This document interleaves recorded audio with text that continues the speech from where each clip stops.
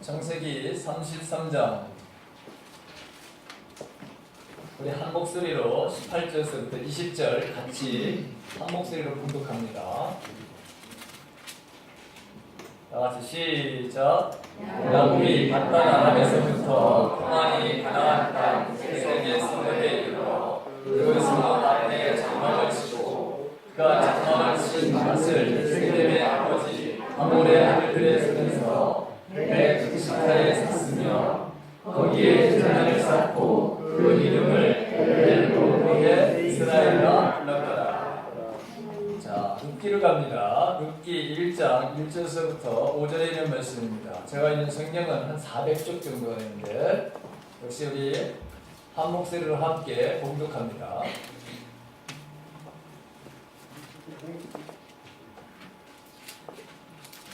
다같이 시작. 사사들이 치리하던 때에 그때의 흉년이 되니라. 유다 베들레헴의 한 사람이 그의 아내와 두 아들을 데리고 모압 지방에 가서 거주하였는데 그 사람의 이름은 엘리멜렉이요 그의 아내의 이름은 나오미요 그의 두 아들의 이름은 말론과 기론이니 유다 베들레헴 에브라 사람들이더라.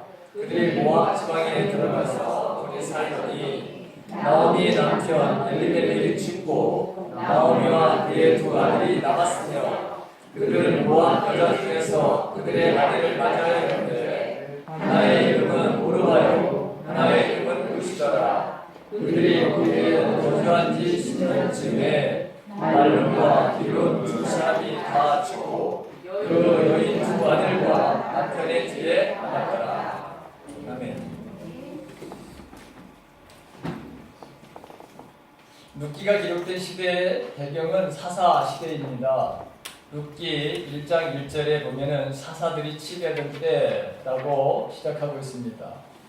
사사 시대를 연대로 표기하면 이스라엘 백성들이 애굽에서 나와서 광야 40년간의 생활을 한 후에 여리고성을 정복함으로 정착하게 된 주전 1406년부터 사울 왕이 된 주전 1050년까지 약 350년간이라고 할 수 있습니다. 이 시기에 룻기는 어떤 사사가 통치하던 시기인지 분명하진 않지만 그러나 추측할 수 있는 본문이 두 군데 나옵니다. 첫 번째 보게 되면 모압 왕 에글론이 이스라엘을 18년 동안 지배하던 시기가 아닌가 그렇게 추측해 봅니다. 이 지배에서 벗어나게 애썼던 사사가 있었는데 왼손에 바로 장애를 가지고 있었던 에훗이라는 말을 사람입니다. 특히 이 에훗이 모압의 이 식민 통치에서 구원하던 때부터 이스라엘이 약 80년간이나 태평한 시대를 맞이했다. 사사기 3장 30절에서 그렇게 기록하고 있습니다. 두 번째 언젠가, 시기가 언젠가 보면은 예수님의 계보가 기록된 마태복음 1장 5절에 보게 되면 살몬은 나할에게서 보아스를 낳고 보아스는 루덱에서 오벳을 낳고 오벳은 이새를 낳고 라는 그런 기록이 나오는데 이 기록을 볼 때 여리고성을 함락하는 데 중요한 역할을 했던 여인이 라합입니다. 이 라합이 룻과 연관된 보아스를 낳았다는 것을 보면 이 역시 사사 시대의 초기라고 할 수가 있습니다. 그래서 사사 에훗이 모압의 식민 통치에서 구원해서 80년간 태평성대를 열었던 시기 그때가 아닌가 이렇게 여러분 추측을 하게 되는 것입니다. 이 사사 시대의 특징을 한마디로 뭐라고 표현할 수 있느냐? 사사기 17장 6절과 18장 1절과 19장 1장 21장 25절에 보게 되면 똑같은 말이 표현되는데 이렇게 표현하고 있습니다. 그때에 이스라엘 왕이 없으므로 사람마다 자기 소견에 옳은 대로 행하였더라. 이 말씀으로 사사 시대를 말하는 그렇게 특징 지을 수가 있게 되는 것입니다. 이것은 하나님께서 이스라엘에게 하나님이 백성으로서 율법을 주셨는데 언약을 주셨는데 그 언약을 다 무시하고 자기가 옳다고 생각하면 그대로 행하는 시대였습니다. 그래서 하나님은 그때에 징계의 수단으로 주변에 하나님을 섬기지 아니하는 그런 민족들을 들어가지고 하나님 말씀대로 살지 아니하는 이스라엘 백성들을 치어서 그들이 고통 가운데 빠지게 하는 이런 징벌의 수단이 이방 민족이었다는 것을 우리가 보게 됩니다. 근데 특이하게 이 사사기를 보게 되면 하나님께 범죄했던 이스라엘 민족이 하나님 우리 살려주세요. 너무 고통스러워요. 그럼 하나님은 자비롭고 은혜로우신 분이기 때문에 이들에게 은혜를 여러 베푸시죠. 그래서 사사를 세워서 다른 민족으로부터 해방을 시켜주시고 그리고 태평한 시대를 바로 열게 하시고 그런데 이 태평한 시대를 여러분 가게 되면 또 이스라엘이 바로 뭐죠? 범죄를 하는 거예요. 그래서 또 하나님 앞에 살려달라고 이 사사기를 보게 되면 사사기에는 바로 이러한 구조가 5번이나 나옵니다. 우리 사사기를 우리가 같이 아침마다 묵상을 해봤지만 이게 여러분 반복되고 있다고 하는 사실을 여러분들은 다 알았을 거예요. 선택을 잘못하면 물질적인 손해나 시간적인 손해를 보는 경우도 있고 심하면 나의 운명을 바로 결정지을 뿐만이 아니라 자녀들이나 형제들이나 다른 사람들에게 불이익을 가져오는 큰 아픔과 고통을 가져오는 이런 일들이 허다한 것을 우리가 보게 됩니다.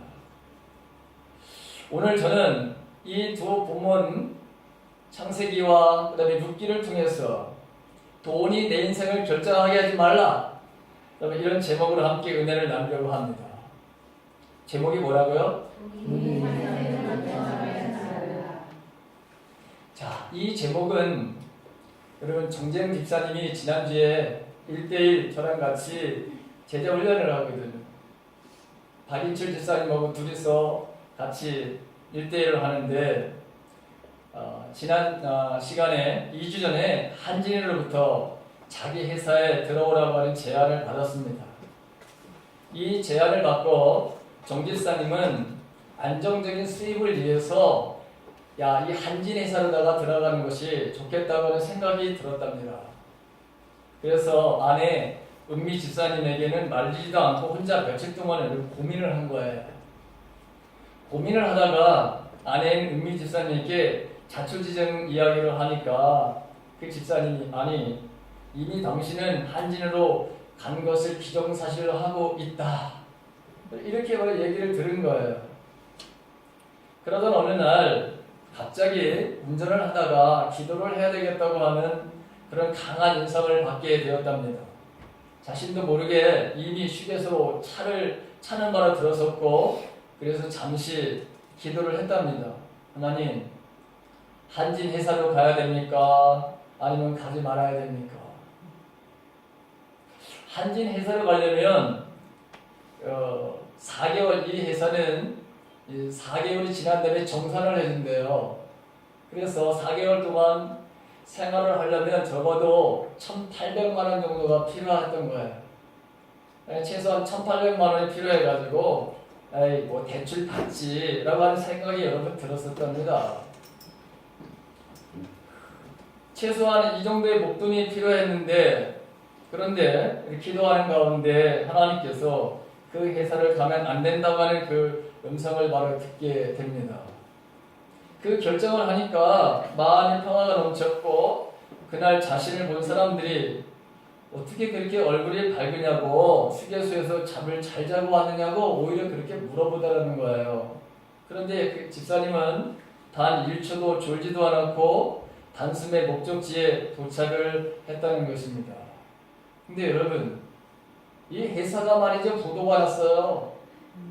금요일날 부도가 났어요. 여러분 한진 해운이 여러분 부도가 났어요. 그렇죠? 이게 지금 여러분 검색어 1위야 1위. 한진 해운이 1차 부도를 냈습니다. 자율협약이라고 하는 거 우리 못한다. 자그마치 여러분 거의 6조 원 정도가 돼. 5조 얼마 거의 약 한 6조 원 정도로 여러분 갚을 수가 없어요. 더 기가 막힌 것은 여러분 22일 날 부도를 냈거든요. 이 회사가. 그런데 최은영이라고 하는 이 회장, 이 사람이 그의 말하는 가족과 더불어 21일 날 모든 주식을 다 여러분 다 팔아먹었어. 자기들은 여러분 다 팔아먹었어. 그리고 회사에 여러분 부도를 낸 거예요 지금. 저는 이 간증을 바라보면 듣고 지난주에 하나님께서 저에게 돈이 인생의 결정을 하게 하지 말라고 하는 제목으로 말씀을 선포하라고 강한 인상을 여러분 주일날 저녁에 여러분 제가 듣게 된 거예요. 하나님 음성을. 그래서 여러분 오늘 이 말씀을 여러분들에게 전하는 거예요. 신기하게도 요새 제가 하나님의 음성을 정 집사님을 통해서 참 많이 듣습니다. 이상하게 저분의 말씀, 우리 집사님이 하는 것을 듣게 하시고, 그리고 반드시 이 설교를 하라고 하는 인상을 계속해서 받아서 얘가 지금 3주에 걸쳐가지고 여러분 설교를 하는데 저 집사님의 입술을 통해 나온 말을 그가 설교를 하는 거죠. 오늘도. 참 신기하죠. 근데 더 신기한 것도 있습니다. 수요일날 제가 전도를 여러분 나갔어요. 전도를 나갔는데 경복고 출신이면서 서울대 법대를 나와서 사법고시를 패스하고 공직과 사회의 중력으로 자신의 삶을 들려주신 80세 된 어르신을 전도 현장에서 제가 만나게 됐어요. 근데 그분이 바로 한마디로 말하면 돈이 자신의 삶을 결정하게 하신 분이었어요. 한 30-40분 제가 얘기를 들었는데 자기의 인생은 돈이 자기의 인생을 결정하게 했다고 하면서 지금은 여러분 80세신데 걷지를 못하시고, 그래서 그분의 입술로 자기가 그렇게 얘기하는 거예요. 하나님이 나를 치신 것 같습니다, 목사님. 하나님이 나를 징계하셨다고 본인의 입으로 그렇게 여러분 말씀을 하시더라고요. 자기는 이 세상에서 안 해볼 것, 해볼 것 다 해봤대. 안 되는 것도 여러분 다 불가능한 것 같은 것도 사실은 다 여러분 해봤대요. 그런데 지금은 여러분 걷지를 못하셔요. 근데 이 원인도 몰라. 자기 변명을 말해요. 지금 경희대학교에서도 모르고 서울대학교 병원에서도 여러분 자기 변명을 모르고, 이상하게 피가 여기까지는 오는데 여기서부터 일로 머리로 해서 여러분 회전이 돼야 되는데, 그렇죠? 그런데 피가 여러분 순환이 안 돼. 머리 이쪽으로다가 여러분 올라갔다 내려갔다 너무 불규칙해. 자기를 바로 얼마나 짓누르는지, 머리에서 여러분 자기를 얼마나 짓누르는지 걸음을 바로 여러분 걷지를 못하시는 거예요. 3개월 전만 하더라도 얼마나 건강하게 잘 돌아가는 거지. 건강 하나만큼은 자신 있다고 생각했는데 3개월 전에만 하더라도. 그런데 지금은 지팡이를 짚고서 여러분 지팡이를 짚고서 잘 걷지를 못하셔요. 우리의 삶은 언제나 선택을 해야 하고 결정해야 하는 삶입니다. 우리가 무엇을 선택하거나 결정을 할 때 반드시 경계하는 것은 돈이나 물질을 선택의 기준으로 삼아서는 안 된다고 하는 것입니다. 돈이, 물질이 인생의 절대 기준이 되서는 안 됩니다. 오늘 본문에 등장하는 이 엘리멜렉과 야곱은 돈과 물질을 선택의 기준으로 삼았던 대표적인 사람들입니다. 그들은 무엇보다도 돈과 물질을 최우선순위에 두고 인생을 살았습니다. 먼저 엘리멜렉의 이야기를 한번 들어보십시오. 그가 살고 있는 베들레헴의 어느 해 흉년이 들었습니다.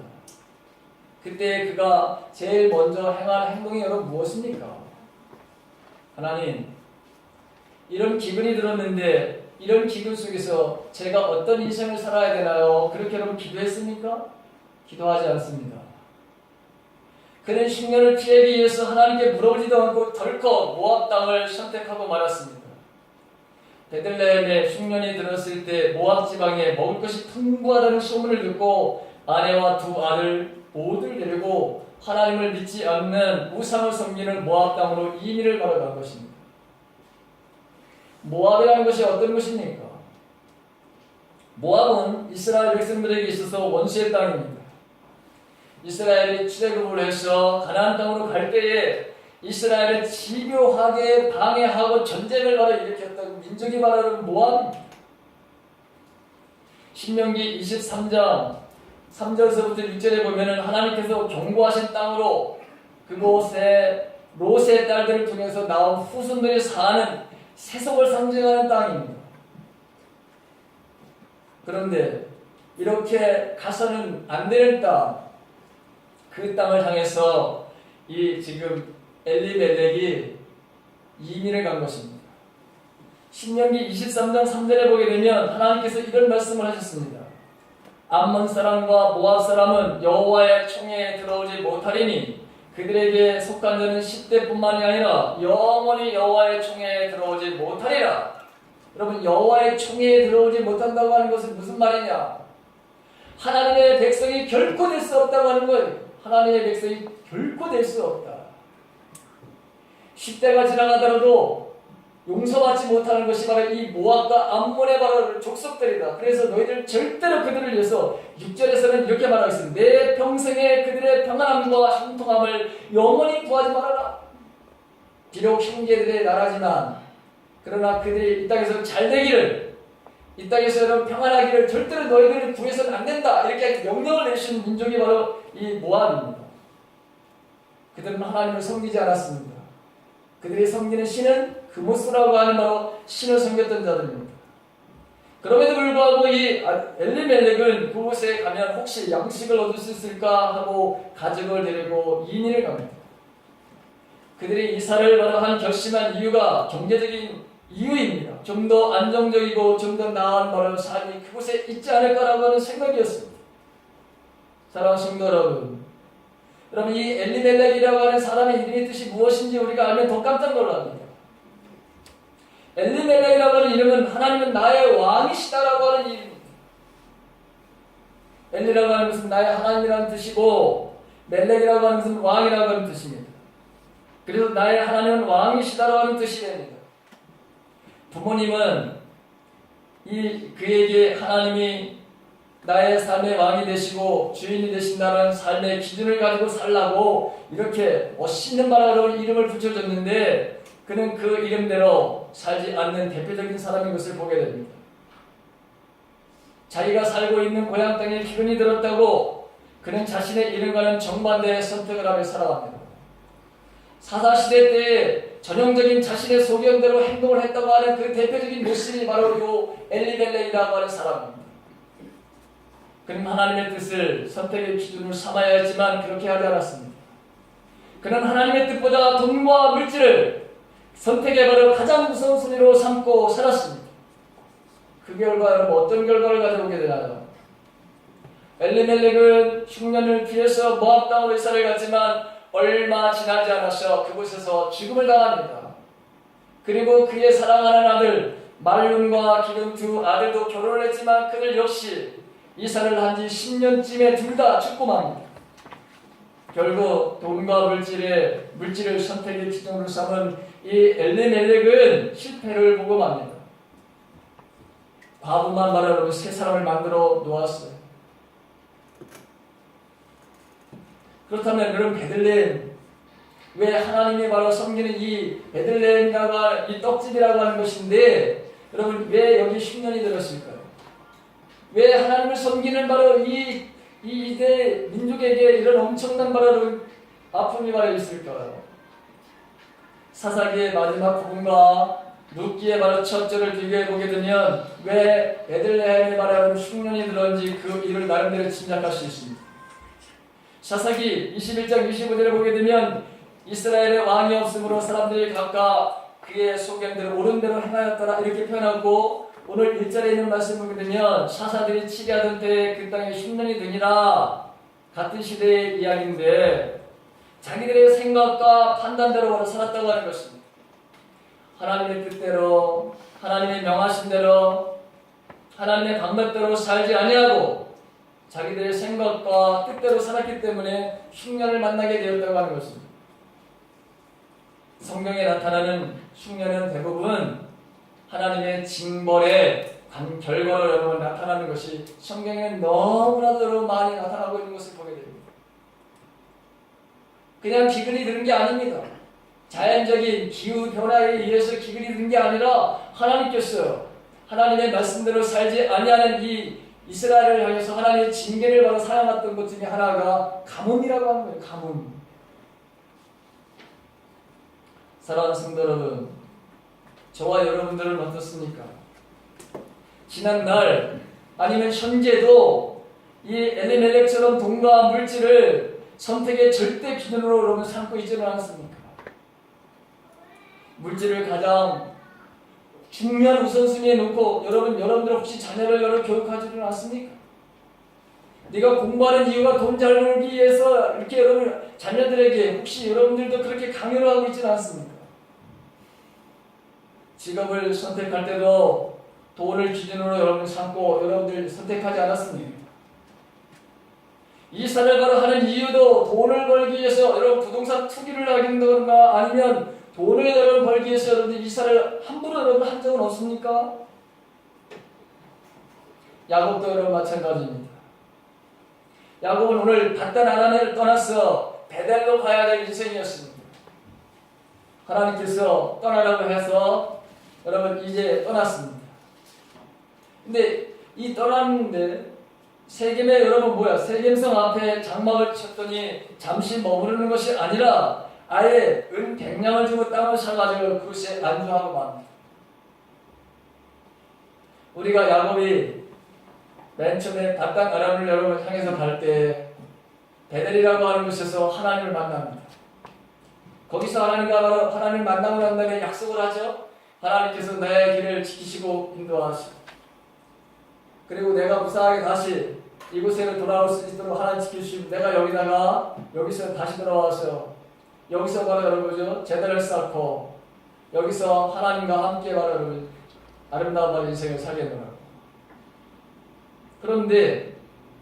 그런데 야곱이 이곳에 오질 않고 여러분 형과의 만남에서 세일이라고 하는 여러분 그곳에 가지 않은 것은 정말 다행이었지만 숲곳에 머물러서 있다가 여기를 왔어야 되는데 베델로 왔어야 되는데 베델로 여러분 올라오지 않습니다. 하나님과 약속은 무시하고 화려한 도시 돈과 물질이 넘쳐 보이는 세겜에 안주를 합니다. 베델은 여러분 황무지입니다. 돈을 벌 수 있는 것이 여러분 못 됩니다. 자신과 가족들이 모든 것을 새롭게 만들어야 될 바로 새로운 개척지입니다. 아무것도 없는 것 같은 황무지에 산다고 하는 것은 야곱의 바로 여러분 인생에 있어서는 용납되지 않습니다. 야곱에게 있어서는 바로 죽음과도 같은 것입니다. 그 많은 바로 가축을 팔아서 돈을 차곡차곡 모아야 되는데 팔 데가 없는 거예요. 여러분. 황무지에 여러분 누가 살 수가 있어요. 또 인생은 때로는 돈을 여러분 잘 사용하고 마음대로 한번 사용해 봐야 되는데 황무지에서 돈 쓸 일이 없어요. 그러니 여러분 이 야곱에게 있어서 베델로 여러분 갈 이유가 여러분 없는 거예요. 벌판에 무슨 여러분 낙이 있을까? 자, 문제가 생깁니다. 딸 지나가 이 도시에 호기심이 생겼습니다. 도시가 주는 매력과 유혹에 시골 소녀가 푹 빠지게 됩니다. 이것을 성경은 지나가 그 지방 여자들을 보러 나갔다. 그렇게 완곡하게 표현을 했습니다. 돈의 유혹에 빠진 야곱의 선택이 화를 불러옵니다. 딸이 강간을 당합니다.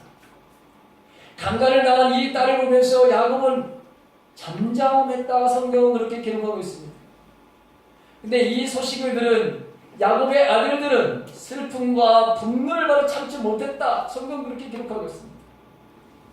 결국 복수를 하기 위해서 하몰과 그의 아들들과 세겜 사람들에게 할례를 요구하게 되고 할례를 바로 여러분 한지 3일 만에 복수국을 야곱의 아들들이 자행하는 것을 보게 됩니다. 야곱은 자녀들에게 너희 때문에 상황이 더 어렵게 되었고 우리가 이 가나안 족속들에 의해서 몰살을 당하게 됐다고 자녀들을 위해서 화를 냅니다. 이러한 상황이 발생한 것은 야곱 본인이 자초한 것임에도 불구하고 모든 책임을 다 자녀들에게 돌리는 한심한 아버지를 보게 됩니다. 결국 이 일로 정신을 차린 야곱은 자기가 약속했던 베델로 하나님의 바로 집이라고 하는 것으로 다시 이사를 갈 수밖에 없었습니다. 사랑하는 성도 여러분, 혹시 이 자리에 앉은 여러분들도 한심한 야곱과 같이 일을 저지르고 아이들에게 화를 내는 그런 부모들은 없습니까? 일은 다 내가 만들어 놨는데 그리고 조금 아이들이, 우리의 자녀들이 조금 우리의 마음을 상하게 한다고 해서 여러분 이렇게 야곱과 같이 분노를 바로 뿜어내는 그런 어리석은 부모가 되지 않기를 주님의 이름으로 간절히 바랍니다. 복음에 미치다라고 하는 이용남이라고 하는 불안노 이 서원에서 출판한 책에 나오는 내용입니다. 복음에 미치다. 우리나라 최초의 병원인 제중원에서 알렌과 함께 사역한 존 헤론의 이야기입니다. 그는 영국에서 태어나서 미국에 가서 공부를 했습니다. 그는 테네시 의과대학에서 수석 입학을 했고 개교 이래 가장 공부를 잘하는 학생이었습니다. 모든 사람들의 기대를 한 몸에 받습니다. 학교에서 교수로 남아서 우리 학교를 빛내주기를 간절히 원했습니다. 그런데 어느 날 헤론은 맥클레 선교사의 선교 보고를 통해서 조선이라는 나라에 대해서 듣게 됩니다. 그 순간 조선이라는 나라를 가슴에 품습니다. 자신을 통해 조선이라고 하는 나라에 하나님의 나라가 이루어지기를 소망합니다. 그래서 조선에 선교사로 가기로 작정을 합니다. 많은 사람들이 말립니다. 또 하나의 가장 커다란 걸림돌은 이미 약혼녀가 있었는데 그녀는 화려한 삶을 꿈꾸며 결혼식만을 고대하고 있었습니다. 그런데 이 남편 된 사람이라고 하니 헤론이, 좋은 헤론이 여러분 조선으로 간다는 거예요. 그녀는 이 남편의 마음을 돌이키려고 조선에 대해서 연구를 했습니다. 조선은 미개한 나라요, 가난하고 굶어 죽는 나라요, 정치적으로 불안한 나라요, 조선의 말이 너무 어렵기 때문에 가면 안 된다고 여러분 결론을 내린 거예요. 사실 그랬잖아요. 틀린 게 아니잖아요. 그렇죠? 그럴수록 헤론의 마음은 여러분 더 조선을 품고 기도합니다. 특히 약혼녀 해티의 마음을 변화시키셔서 조선에 가서 선교를 할 수 있게 해달라고 오히려 하나님께 더 기도를 하는 겁니다. 결국 약혼녀와 함께 세상의 모든 부귀 영화를 내려놓고 조선 땅에 옵니다. 이 땅에 옵니다. 돈과 명예를 다 내려놓고 그걸 돈과 명예를 열어두고 판단하고 결정하는 것이 아니라 하나님을 바라보는 두고서 그냥 판단을 하고 결정을 했습니다. 제중원에서 알렌과 함께 수많은 환자를 돌보며 복음을 전합니다. 그런데 안타깝게도 여러분 5년 만에 1890년에 숨을 거두고 맙니다. 어떻게 보면 그의 인생은 실패한 것처럼 보일 수 있습니다.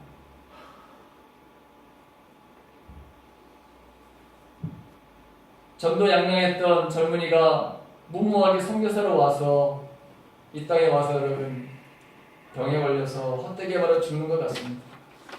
그러나 하나님은 다른 계획을 가지고 계셨습니다. 그의 죽음을 순교의 제물로 삼으셔서 조선을 더 놀랍게 변화시키기를 원하셨습니다. 헤론의 바로 순교 소식을 들은 에비슨이라고 하는 의사가 여기에 응답을 합니다. 에비슨 알렌과 헤론의 뒤를 이어서 제중원을 맡습니다. 그리고 미국에 갈 때마다 조선 땅에 학교와 병원을 지어야 한다고 역설을 합니다.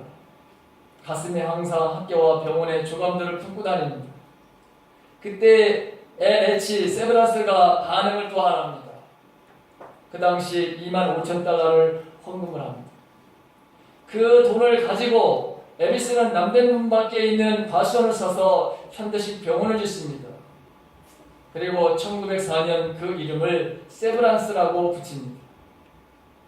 이후에 세브란스 병원과 연희전문학교를 통합하여 연세의대 부속병원을 설립합니다. 존 헤론이 자신의 부와 명예를 포기하고 조선이라고 하는 것을 선택한 결과 이 땅의 생명을 살리고 인재를 바로 양성하는 역사가 일어났습니다. 연세대학교와 세브란스 병원을 세우는 밑거름이 되었던 것입니다. 무엇을 어디에 두고 여러분 결정하느냐에 따라서 이렇게 삶이 달라지는 것을 우리가 보게 됩니다. 제 간증 얘기를 하고 설교를 마치려고 합니다. 제가 군대 생활을 마치고 90년 서울 어느 교회 전도사로 사역을 하게 됐습니다. 그런데 우리 교회 사이즈만한 이런 교회에 있는데 갑자기 목사님이 한 분이 더 생기게 됐어요. 담임 목사님이 있었고 제가 전도사고 제 밑에 신학생이 있었는데 그러면 딱 맞는 교회인데 어느 날 인사 이동을 하려고 했던 어떤 목사님이 중간에 갈 수가 없는 상황이 벌어졌어요. 그래서 임시 우리 담임 목사님을 잘 아시는 분이었기 때문에 저에게로 그냥 오신 거예요. 이게 담임 목사님이 마음이 아주 착하신 분이고 의리의 사람이었어요. 그래서 같이 여기서 사역을 하자고. 근데 여러분, 우리 같은 교회 목사가 두 분에다가 전도사 하나 있고 신학생이 하나 있고 여러분 이 되겠어요? 그래서 제가 어느 날 담임 목사님에게 말씀을 드렸어요. 목사님, 제가 아무래도 이 교회를 사임해야 될 것 같습니다. 교회들 보기에도 참 무섭지 않습니까 우리가? 그래서 정식으로 사역을 하고 제가 그 교회를 나왔어요. 막상 교회를 나오니 갈 데가 없어요. 갈 데가 없어. 우리 신학대학 다닐 때 보면 토요일 날이면 탁 옷을 쫙 메고서 가방을 들고서 메고 기타를 하나 메고 그리고 교회를 쫙 가거든요. 오후에 밥 먹고 나는 갈 데가 없어. 그래서 기숙사에 방 안에서 혼자서 이리 저리 굴리고 이리 그러다 주일 되면 다 나만 혼자 있어 기숙사에. 그래서 서대문에 있는 여러분 세문안교회에 가기도 하고 남산에 있는 교회도 가기도 하고 이렇게 서울 시내에 있는 교회를 주일마다 찾아다니면서 예배를 드리는데 되게 찬양해.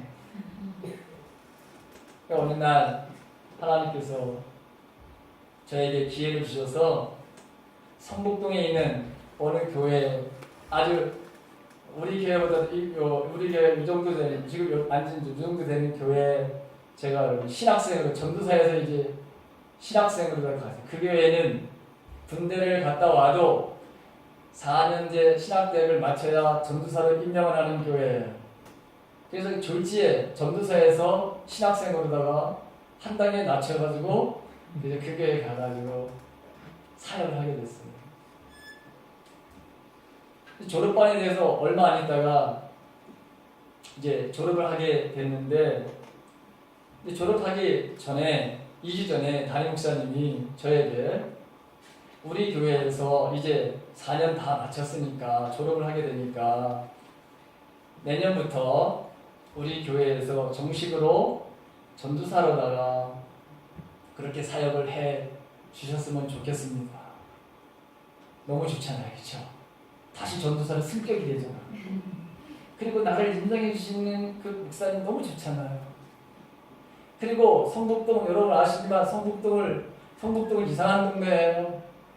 성북동은 진짜 부자는 어마어마하게 부자야. 가난한 사람들은 정말 너무 가난해.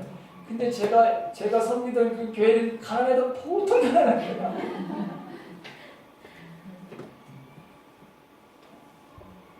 그 당시에 여러분 제가 그 90년도라고 생각되는데 여러분 90년도에 성북동에 여러분 부자들은 거기 다 살았어요 옛날에. 그 보니까 집들을 여러분 정말 가서 이렇게 보니까 기본적으로 여러분 30억은 기본이었어. 그 당시만 해도 집이. 그리고 대사관 뭘 그런 유명한 사람들 그쪽에 다 살아 부자 동네에. 근데 길 건너 사이에 어쩌면 이쪽 동네하고 이쪽 동네 산동네하고 이쪽 동네는 어떻게 그렇게 달라? 그래서 그렇게 하겠노라고 여러분 제가 그때 가장 어려웠던 시절이에요 제가. 왜냐면 독학을 하고 집에서 신학대회를 가느냐 마느냐 말렸던 바로 여러분 그런 시기였기 때문에. 근데 그 조그마한 교회 그 당시에 여러분 저희가 10만 원인가 아마 받았을 것 같아요. 사례비를 한 달에. 그래도 저를 인정해 주니까 너무 좋았어요. 그렇게 약속을 하고 이제 졸업만 하면 난 내년서부터 전도사다 하면서 이제 아이들과 선생님들하고 참 재밌게 잘 지냈어요. 근데 어느 날 먼저 여러분 그 섬기던 교회 담임 목사님으로부터 점심을 먹자고 하는 그 전화를 받게 됐어요.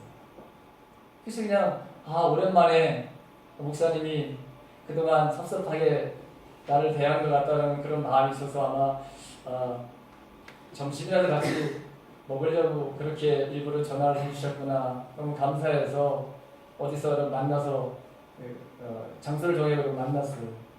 근데 느닷없이 저를 태우더니 아현교회라고 여러분. 이 아현교회는 1888년도에 세워진 교회예요. 1800년도. 근데 그 당시에 거기 여러분 그 담임 목사님이 감독님을 지내셨던 분이에요.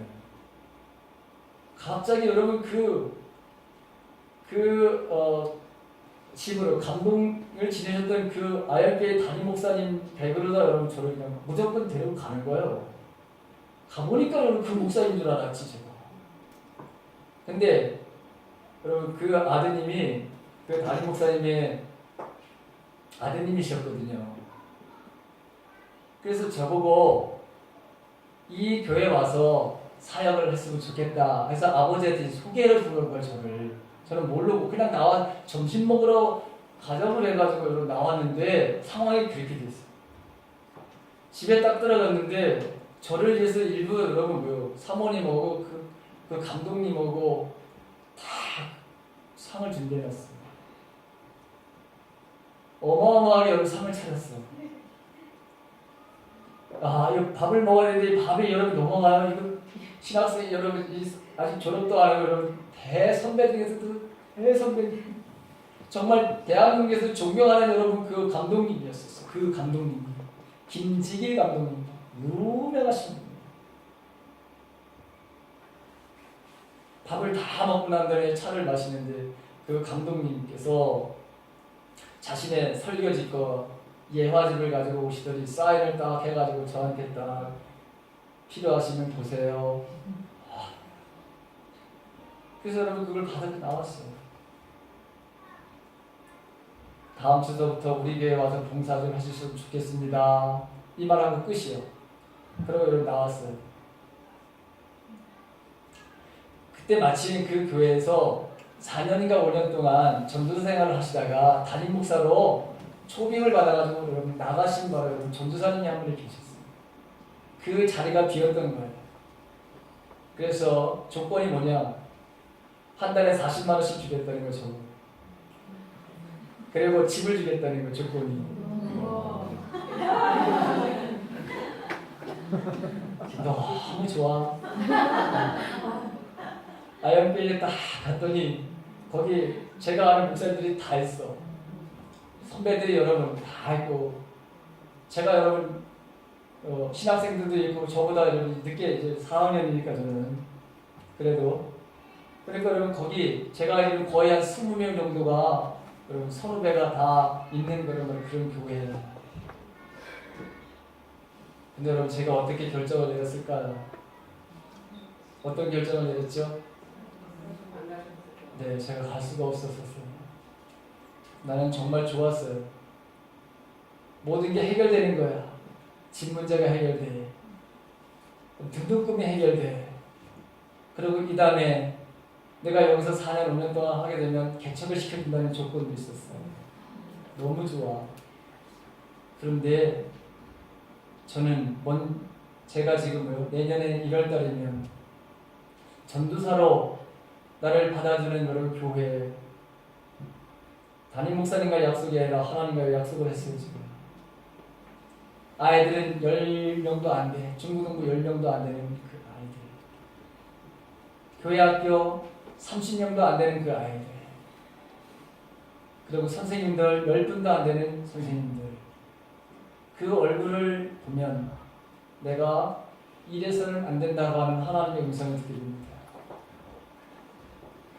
그래서 그 목사님한테 고맙습니다, 목사님. 참 감사합니다. 이렇게 나를 대우해 주시고 인정해 주시는 너무 감사합니다. 그렇지만 목사님, 바로 2주 전에 제가 하나님 앞에 약속을 한 것이 있습니다. 그 성북동에 있는 그 가난한 교회 그 아이들과 그 목사님 그리고 그 아이들 선생님들 섬기기로 제가 이미 확답을 하고 그렇게 하겠노라고 했습니다. 그 저를 소개해 주셨던 그 목사님이 이런 말씀을 하시더라고요. 그래, 하나님께서 네 인생을 책임져 주실 거야. 그래, 하나님께서 내 인생을 책임져 주실 거야. 할렐루야. 근데 정말 여러분, 제가 말이죠, 우리 동기가 3명이 홍천으로 목회를 나갔는데 저만 은퇴하신 목사님 교회에 제가 초빙을 받아 갔어요. 처음부터 저는 너무나도 좋은 교회에서 훈련을 받았어요. 부족함이 없는 교회에서 사랑을 너무 받았어요. 70세가 넘으신 권사님들이 계시고 65세가 넘으신 우리 집사님들이 계시고, 그런데 저를 정말 주님같이 그렇게 저를 평가해 주시더라고요. 저는 거기 가서 정말 하나님의 은혜를 제가 8년 동안 받았어요. 하나님 너무나도 좋으신 하나님. 내가 물질을 아니면 내 미래에 대해서 이렇게 해주겠다고 하는 거 고마웠지만, 그래도 그게 아니라 하나님과의 약속을 지키니까 하나님을 나를 이렇게 귀하게 여기시네, 귀하게 돌보시는구나. 정말 하나님의 은혜를 그곳에 가서 너무 많이 받았습니다. 사랑하는 성도 여러분, 이제 말씀을 맺겠습니다. 야곱과 엘리멜렉처럼 돈과 물질을 내 인생의 삶을 절대 기준으로 삼지 마시기를 간절히 바랍니다. 그렇다면 우리가 내 인생의 바로 선택과 결정의 절대적인 기준이 그럼 도대체 무엇이 되는가? 첫째는 하나님의 말씀입니다. 시편 119편 105절에 보게 되면 주님의 말씀은 내 발의 등이요 내 길의 빛입니다. 하나님의 말씀이 우리 기준이 되어야 합니다. 두 번째는 기도입니다. 주님은 주님의 삶을 한마디로 기도의 삶이셨습니다. 공생의 시작도 기도였고 하루 일과의 시작도 마침도 기도셨고 십자가상에서의 마지막도 기도셨습니다. 기도는 주님의 뜻, 주님의 의도와 계획, 이 모든 것을 알 수 있는 유일한 길입니다. 그래서 우리는 기도해야 합니다. 마지막으로 셋째는 성령의 인도하심입니다. 이 성령의 인도하심에 100% 순종의 삶을 살아야 합니다. 성령 하나님은 진정 우리의 상담자이시고 나의 도움이시며 안내자이시며 능력과 권능의 원천이십니다. 알게 하시고 깨닫게 하시고 할 수 있게 힘과 능력을 우리들에게 부어주시는 분이 성령 하나님이십니다. 오늘 우리들에게 주시는 말씀, 돈이 삶을 결정하게 하지 말라. 우리의 절대적인 기준은, 판단의 기준은 첫째는 하나님의 말씀이고 두 번째는 기도고 세 번째는 성령의 인도하심에 100% 순종하는 것. 이 삶을 여러분 계속 우리가 유지하고 우리의 인생 속에서 놀라운 하나님의 행하시는 일들을 보고 또 다른 사람들에게 그 증거를 드러내는 삶을 살아가시는 저와 여러분의 삶 되시길 주님의 이름으로 간절히 축원합니다.